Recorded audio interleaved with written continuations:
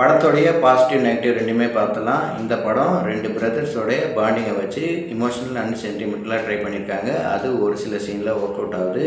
அதுக்கப்புறம் இன்ட்ரோல் பிளாக் முன்னாடி செக் போஸ்ட்டில் ஒரு ஃபைட் சீன் வருது. அந்த சீன் ரொம்ப நல்லாவே இருக்குது. சத்யதேவ் விஜய் தேவர்கொண்டாக்காக எதையும் விட்டு கொடுப்பாருன்னு ஃப்ளாஷ்பேக் போர்ஷன் போயிட்டு ரிவீல் பண்ணது ரொம்ப நல்லாவே இருந்தது.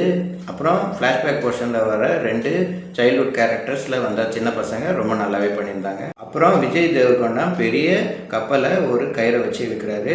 அது தெலுங்கு ஆடியன்ஸுக்கு கூஸ்பம்ஸ் ஆகணும்னு டேரக்டர் ட்ரை பண்ணியிருக்காரு. ஆனால் தமிழ் ஆடியன்ஸுக்கு அது ஒர்க் அவுட்டே ஆகலை.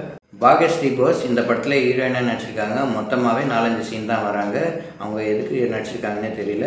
அதுக்கப்புறம் இந்த படத்தில் வர செகண்ட் ஹாஃப் சீனை பார்த்தா நம்மளுக்கு ரெட்ரோ மூவியில் வர சீன் தான் நம்மளுக்கு ஞாபகம் வருது. Cinematographer Girish Gangadharan and Jomon T John இந்த படத்துக்கு கேமரா ஒர்க் பண்ணியிருக்காங்க. அந்த ஐலாண்டை ரொம்ப அழகாகவே காட்டியிருக்காங்க. அதுக்கப்புறம் மியூசிக் டைரக்டர் அனிருத் இந்த படத்துக்கு மியூசிக் போட்டிருக்காரு. ரொம்ப நல்லாவே பிஜிஎம் பண்ணியிருக்காருன்னு சொல்லலாம். விஜய் தேவர்கொண்டா ரீசெண்ட் டேஸில் நடித்த movie Liger, Kushi and family star. இந்த மூவி அடுத்த பரிமாணத்தில் நடிச்சிருக்காருன்னே சொல்லலாம்.